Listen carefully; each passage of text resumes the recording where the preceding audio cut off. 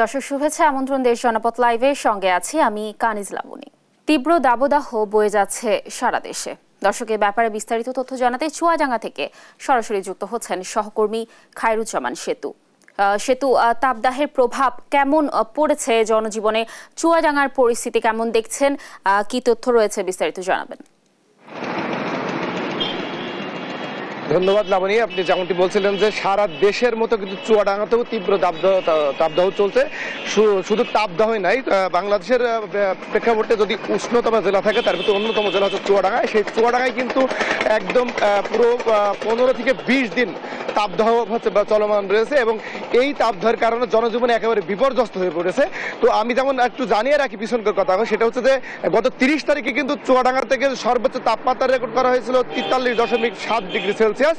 একই সাথে কিন্তু হচ্ছে গতকালকে কিন্তু চুয়াডাঙ্গা তাপমাত্রা রেকর্ড করা হয় 42.8 ডিগ্রি সেলসিয়াস এবং আজকে কিন্তু সকাল 9টায় কিন্তু তাপমাত্রা রেকর্ড করা হয়েছে 33 ডিগ্রি সেলসিয়াস। তো সেক্ষেত্রে আপনি বুঝতেই পারছেন যে 30 তারিখের পরে যে তাপদাহ কমার কথা ছিল সেটা কিন্তু খুব যে কমেছে তা না, কিন্তু আবহাওয়া অফিস আমাকে কিন্তু গত 30 তারিখেই জানিয়েছিল যে তাপদাহ কমবে ঠিকই 1 তারিখ থেকে, কিন্তু যে কমবে সেটা খুব বেশি না।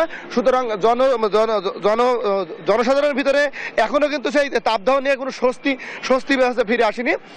তবে হ্যাঁ, এর ভিতরে একটা সুখবর যেটা আমাকে আবহাওয়া অফিস দিয়েছে সেটা হচ্ছে ওনারা আমাকে জানিয়েছে যে 5 কিংবা 6 তারিখ থেকে কিন্তু চুয়াডাঙ্গা জেলাতে বৃষ্টিপাতের সম্ভাবনা রয়েছে। এই বৃষ্টিপাত যখনই ঘটবে তখনই কিন্তু চুয়াডাঙ্গা জনসাধারণের ভিতরে স্বস্তিদায়ক তাপমাত্রার একটা চলমান থাকবে। সুতরাং আপনি বুঝতে পারছেন যে এখনো কিন্তু চুয়াডাঙ্গার মানুষ স্বস্তিতে নাই। তবে এখন একটা খুব গুরুত্বপূর্ণ বিষয় কিন্তু সবাই লোকমুখে বলা হচ্ছে, সেটা কিন্তু যে পরিমাণ তাপমাত্রা চুয়াডাঙ্গাতে বিরাজ করছে সেটা কিন্তু এখন সময়ের দাবি হয়ে দাঁড়িয়েছে যে হচ্ছে দুর্যোগপূর্ণ যে আবহাওয়া সেটা ঘোষণা করা, কিন্তু সেটা কিন্তু এখনো পর্যন্ত সরকারের পক্ষ থেকে কেউ কোনো প্রকার সাড়া দেয়নি কিংবা এখনো পর্যন্ত ঘোষণা করা হয়নি। কারণ এই যে 40 ডিগ্রি তাপমাত্রা কিন্তু খুব এটা কিন্তু বিরাট একটা ব্যাপার, কারণ আমাদের চুয়াডাঙ্গাতে কিন্তু এভারেজ হচ্ছে 30-35 তাপমাত্রা বিরাজ করে। এটা কিন্তু আমরা সহনীয় পর্যায়ে নিয়ে নিয়েছিলাম। 38 ডিগ্রি তাপমাত্রা কিন্তু আমরা সহনীয় পর্যায়ে মনে করছি এখনো পর্যন্ত, কিন্তু যখন আপনার 40 তাপমাত্রা অতিক্রম করছে সেটা কিন্তু একেবারে আমাদের ভিতরে সহনীয় পর্যায়ে থাকছে না। তবে এবার কিন্তু একটা স্বস্তির বিষয় ছিল, সেটা কিন্তু এই যে ভ্যাপসা গরম অনুভূত হয়নি, কারণ মূলত কিন্তু এবার যেটা হচ্ছে সকালের দিকে কিংবা রাত্রে বাতাসের আর্দ্রতা বেশি থাকছে, সেই সময়টা কিছুটা ভ্যাপসা গরম অনুভূত হচ্ছিল। কিন্তু এই 10-11টার পর থেকে কিন্তু যখন রোদের তীব্রতা বেড়ে যাচ্ছে তখন কিন্তু বাতাসে আর্দ্রতা কমে যাচ্ছে, এই কারণে কিন্তু মানুষের একটু স্বস্তিতে ছিল। আমি একটু জানিয়ে রাখি, সেটা হচ্ছে কিন্তু সরকারের পক্ষ থেকে এখনো পর্যন্ত কিন্তু চুয়াডাঙ্গাতে কোনো প্রকার ত্রাণ বিতরণের খবর পাইনি আমরা। তবে হচ্ছে গত 21শে এপ্রিল কিন্তু চুয়াডাঙ্গা জেলা প্রশাসক দুর্যোগ ব্যবস্থা কমিটির জরুরি সভা ডাকছিল। ওই সময় কিন্তু ত্রাণের জন্য একটা আবেদন করার কথা ছিল এবং আবেদনও করেছে। সেই সময় কিন্তু 10,000 প্যাকেট খাবার বিতরণ কথা ছিল, কিন্তু চাহিদা দিচ্ছিল 10,000 প্যাকেট খাবারের, কিন্তু সেটা কিন্তু এখন পর্যন্ত এসে পৌঁছায়নি। কিন্তু এই যে যারা নিম্ন আয়ের দরিদ্র খেটে খাওয়া মানুষ আছে তাদের যে বক্তব্য এবং ভাষ্য মতে তারা হচ্ছে যে এই যে এতদিন সময় লাগছে এই সময়গুলোতে যে তারা কেমনে কিভাবে হচ্ছে জীবন বার করবে, কারণ এই সময়গুলোতে যদি বিশেষ বরাদ্দ থেকে থাকে সেটা কিন্তু সেটা এখনো সেটা দেওয়া দাবি জানিয়ে জেলা প্রশাসনের কাছে, কিন্তু জেলা প্রশাসন কিন্তু এখনো পর্যন্ত সেই ধরনের কোনো আপনার হচ্ছে বিশেষ বরাদ্দ থেকে কোনো বরাদ্দ থেকে কোনো নিম্ন আয়ের খেটে খাওয়া মানুষের ভিতরে বরাদ্দ দেয়নি। সেক্ষেত্রে এখনো কিন্তু দুর্বিষহ জীবনযাপন করছে নিম্ন আয়ের দরিদ্র খেটে খাওয়া মানুষ। এই ছিল চুয়াডাঙ্গা থেকে সর্বশেষ। লাবণী, ধন্যবাদ সেতু আমাদের সাথে যুক্ত থাকার জন্য। দর্শক, যেমনটি বলছিলাম, তীব্র দাবদাহ বয়ে যাচ্ছে সারা দেশে। চুয়াডাঙ্গায় সর্বোচ্চ তাপমাত্রা বিরাজ করছে, সে ব্যাপারে বিস্তারিত তথ্য জানাচ্ছিলেন আমাদের সহকর্মী খায়রুজ্জামান সেতু। হবিগঞ্জে সড়ক দুর্ঘটনায় একই পরিবারের 4 জন সহ 5 জন নিহত হয়েছেন। দর্শক, এ ব্যাপারে সর্বশেষ তথ্য জানাতে সরাসরি যুক্ত হচ্ছেন আমাদের সহকর্মী আমির হামজা। হামজা, আপনি তো ঘটনাস্থলে রয়েছেন। এই দুর্ঘটনা কিভাবে ঘটলো? নিহতদের পরিচয় কি পাওয়া গেছে? কি তথ্য রয়েছে দুর্ঘটনার ব্যাপারে আমাদেরকে বিস্তারিত জানাবেন। আসলে গতকাল রাত 2:30টার দিকে হবিগঞ্জের ঢাকা সিলেট মহাসড়কের যে মাধবপুর অংশে এই সড়ক দুর্ঘটনা ঘটে। মূলত ট্রাক এবং প্রাইভেট কারের মুখোমুখি সংঘর্ষ হয়। প্রাইভেট কারের যারা যাত্রী ছিলেন তারা কিন্তু আসলে ঢাকা সিলেটের হযরত শাহজালাল মাজার জিয়ারত করতে গিয়েছিলেন, সেখান থেকে তারা ফিরছিলেন। আসলে ফেরার পথেই কিন্তু ঢাকা মাধবপুর অংশের যে অংশটিতে আসলে এই সড়ক দুর্ঘটনায় কবলিত হয়। এই দুর্ঘটনা কিন্তু ট্রাক এবং এই যে ট্রাকটি আপনারা দেখতে পাচ্ছেন, এই ট্রাকটি আসলে এই ট্রাকের সাথে কিন্তু প্রাইভেট কারের মুখোমুখি সংঘর্ষ হয়েছে। প্রাইভেট কারের যাত্রী যারা ছিলেন মূলত 4 জন একই পরিবারের, তার মধ্যে একজন নারী রয়েছেন, একজন শিশু এবং বাকি 3 জন পুরুষ, এর মধ্যে একজন চালকও রয়েছেন। চালকের অবস্থা আসলে চালকে কিন্তু মারা গেছেন। আসলে দেখতে পাচ্ছেন যে এই ট্রাকের একেবারে অবস্থা, মানে এই ট্রাকের সাথে যে সংঘর্ষটি হয়েছিল প্রাইভেট কারের, সেই প্রাইভেট কারটি কিন্তু একেবারে দুমড়ে মুচড়ে গেছে। আপনারা দেখতে পাচ্ছেন, আপনাকে দেখানোর চেষ্টা করছি আপনাকে আমি। আপনি আসলে কি অবস্থা হয়েছে, একেবারে কিন্তু দুমড়ে মুচড়ে গেছে ট্রাকটি। এবং এখন পর্যন্ত আসলে তাদের পরিচয়, 5 জনের পরিচয় পাওয়া গেছে। তারা সবাই পটুয়াখালী জেলার বাসিন্দা। তাদের স্বজনরা কিন্তু এখন পর্যন্ত আসছেন। তারা বলছেন যে তারা ইতিমধ্যে রওনা হয়েছে, হয়তো দুপুর নাগাদ হবিগঞ্জের যে শায়েস্তাগঞ্জ হাইওয়ে থানা, সেই হাইওয়ে থানায় কিন্তু তারা এসে পৌঁছাবেন এবং পরবর্তীতে লাশ তাদের হবিগঞ্জের শায়েস্তাগঞ্জ হাইওয়ে থানা থেকে সব শেষ। ধন্যবাদ হামজা আমাদের সাথে যুক্ত থাকার জন্য। দর্শক, যেমনটি বলছিলাম যে হবিগঞ্জের সড়ক দুর্ঘটনায় একই পরিবারের 4 জন সহ 5 জন নিহত হয়েছেন। এই ব্যাপারে বিস্তারিত তথ্য জানাচ্ছিলেন আমাদের সহকর্মী আমির হামজা। বরিশাল সদর ও বাকেরগঞ্জ উপজেলা পরিষদ নির্বাচনে চলছে জমজমাট প্রচারণা। দর্শক, এই ব্যাপারে সর্বশেষ তথ্য জানাতে সরাসরি যুক্ত হবেন সহকর্মী শফিক মুন্সি। শফিক, গরমের মধ্যে প্রচারণা কেমন চলছে, প্রার্থীরা কি বলছে, কি তথ্য রয়েছে, বিস্তারিত জানাবেন। যে লাবণী, আগামী 8 মে কিন্তু বরিশাল সদর উপজেলা এবং বাকেরগঞ্জ উপজেলায় উপজেলা পরিষদ নির্বাচন অনুষ্ঠিত হবে। এবং আপনি জানেন যে এই উপজেলা পরিষদ নির্বাচনে চেয়ারম্যান, ভাইস চেয়ারম্যান এবং মহিলা ভাইস চেয়ারম্যান, এই 3টি পদে 2টি উপজেলায় মোট প্রার্থীর সংখ্যা কিন্তু 21 জন। তারা প্রতিদ্বন্দ্বিতা করবে।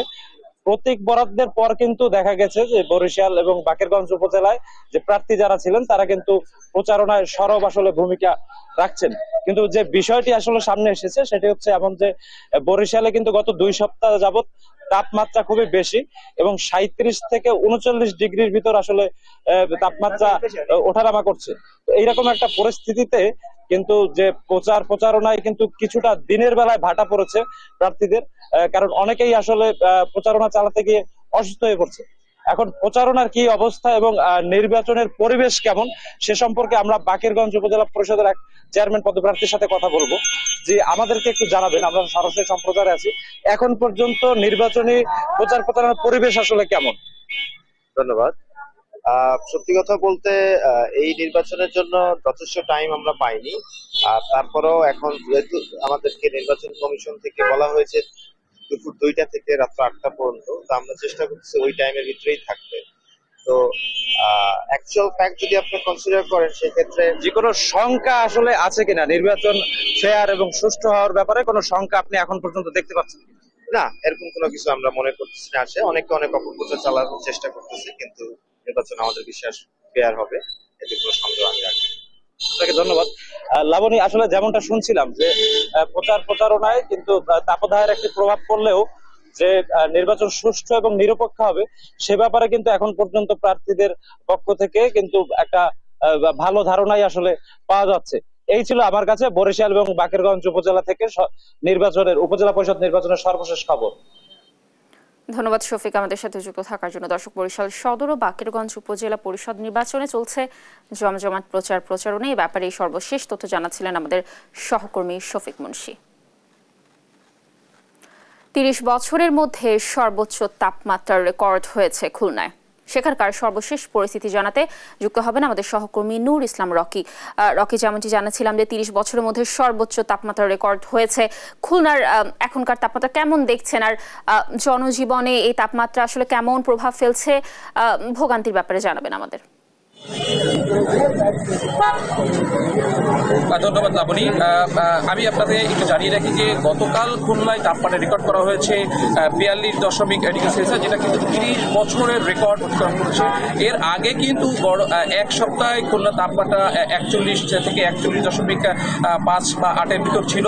আসলে তীব্র গরমে জনজীবন দুর্বিষহ হয়ে পড়েছে। নিম্ন শ্রেণী পেশার যেসব মানুষ আছে তারা কিন্তু খুবই দুর্বিষহ জীবন কাটাচ্ছে, তাদের আয়ের সোর্স বা ইনকাম কমে গিয়েছে। পাশাপাশি হাসপাতালগুলোতেও কিন্তু শিশু এবং বৃদ্ধদের বা বয়স্কদের ভিড় তুলনা বেড়েছে।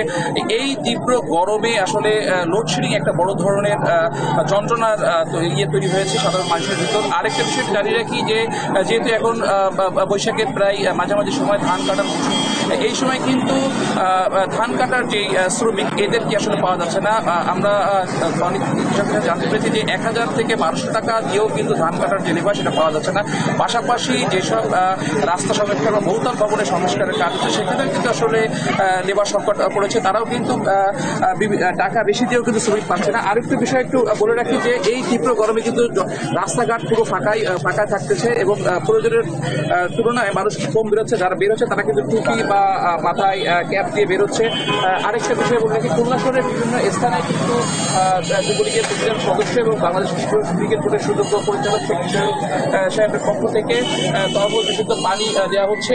আমি এই বিষয়ে একটু কথা বলবো খুলনা মহানগর যুবলীগের সভাপতি পলাশ ভাইয়ের কাছে যে আসলে এই গরমে আপনারা কিভাবে নিম্ন শ্রম পেশার মানুষের দাঁড়াচ্ছেন একটু জানাবেন। শোনেন, মানুষের এই যে মানে দুঃসময় মানুষের পাশে থাকার নামই রাজনীতি। এই যে সময়টা চলছে এটা আসলে আমাদের জন্য ভালো সময় না, খারাপ সময় বলতে। কারণ এত গরমে সবচেয়ে বড় কষ্টে আছে শ্রমজীবী মানুষ। আর সেই শ্রমজীবী মানুষের কথা চিন্তা করেই গতকাল এবং তার আগের দিন থেকে আমাদের যুবলীগের প্রেসিডিয়ামের সম্মানিত সদস্য শেখ সোহেল ভাইয়ের নির্দেশে আমাদের এই খুলনার বিভিন্ন স্পটে আজকে তখন কমপক্ষে 5 থেকে 13টি স্পটে কিন্তু আমাদের এইভাবেই তরমুজ সহ কোমল পানীয় এবং পানির বোতল, সিলাইন এসব আমরা বিতরণ করছি। তারই কার্যক্রম অংশ হিসেবে আমরা এখানে আমাদের কার্যক্রম অব্যাহত এবং সারা খুলনায় কিন্তু আমাদের এই কাজগুলো চলছে। শুধু দর্শক, আপনারা যেটা শুনছিলেন যে এই তীব্র গরমে মানুষের পাশে দাঁড়ানোর জন্য কিন্তু শুধু যুবলীগ না, স্থানীয় অনেক স্বেচ্ছাসেবক সংগঠনই তারা মানুষের পাশে দাঁড়ানোর চেষ্টা করছে। বিশুদ্ধ পানি, খাবার, স্যালাইন, তরমুজ সহ বিভিন্ন ধরনের খাবারের পাশে দাঁড়ানোর চেষ্টা করছে। লাবণী, খুলনা থেকে তাপ দেওয়া সম্পর্কে এই ছিল আমার কাছে সর্বশেষ তথ্য। ধন্যবাদ রাকি আমাদের সাথে যুক্ত থাকার জন্য। দর্শক, যেমনটি বলছিলাম যে 30 বছরের মধ্যে সর্বোচ্চ তাপমাত্রা রেকর্ড হয়েছে খুলনায়, সে ব্যাপারে বিস্তারিত তথ্য জানাচ্ছিলেন আমাদের সহকর্মী। লক্ষ্মীপুরে উপজেলা নির্বাচনে প্রার্থীদের নিয়ে চলছে প্রশাসনের আইন শৃঙ্খলা নিয়ে সভা। দর্শক, এই বিষয়ে সর্বশেষ তথ্য জানাতে যুক্ত হবেন সহকর্মী সাইফুল ইসলাম স্বপন। সভার এজেন্ডার বিষয়ে কি কিছু জানতে পেরেছেন আপনি? কি বলছে প্রশাসন এবং প্রার্থীরা, কি তথ্য রয়েছে? দর্শকদের বিস্তারিত জানাবেন। সে একদিকে যাচ্ছে আর একদিকে ব্যাকফায়ার হচ্ছে। লক্ষ্মীপুরে প্রথম এবং দ্বিতীয় ধাপে যে উপজেলা নির্বাচন অনুষ্ঠিত হবে 8 মে লক্ষ্মীপুরের কমলনগর এবং রামগঞ্জ উপজেলা নির্বাচন অনুষ্ঠিত হবে এবং 21 মে রায়পুর এবং রামগঞ্জে উপজেলা নির্বাচন অনুষ্ঠিত হবে। লক্ষ্মীপুরের জেলা প্রশাসক ও পুলিশ সুপারের নেতৃত্বে আজকে 4টি উপজেলা চেয়ারম্যান প্রার্থী বা চেয়ারম্যান থেকে নিয়ে মত বিনিময় আয়োজন করেছে। আমরা যে জানার কাছে জানতে চাবো যে এই বিষয়ে তিনি আমাদেরকে জানাবেন যে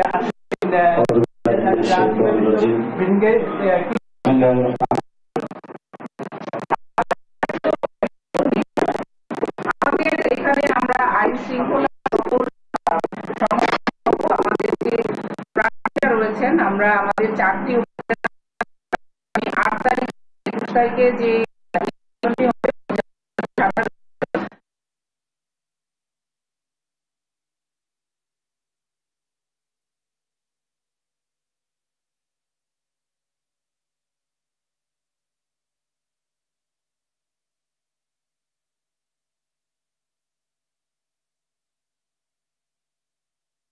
এবং 21 অনুষ্ঠিত নির্বাচনে যে জেলা পরিষদ থেকে সুষ্ঠু নির্বাচনের সাথে যে পদগুলো হচ্ছে এবং প্রার্থী থেকে জানানো হচ্ছে। জেলা পরিষদ আরো জানিয়েছে যে ইউনিয়ন পরিষদ নির্বাচনে সুষ্ঠুভাবে নির্বাচন সম্পন্ন হচ্ছে। এই ছিল লক্ষ্মীপুর থেকে উপজেলা নির্বাচনের আইন শৃঙ্খলা পরিস্থিতির সর্বশেষ খবর। ধন্যবাদ স্বপন আমাদের সাথে যুক্ত থাকার জন্য। দর্শক, লক্ষ্মীপুর উপজেলা নির্বাচনে প্রার্থীদের নিয়ে চলছে প্রশাসনের আইন শৃঙ্খলা নিয়ে সভা, সে ব্যাপারে বিস্তারিত তথ্য জানাচ্ছিলেন আমাদের সহকর্মী সাইফুল ইসলাম স্বপন।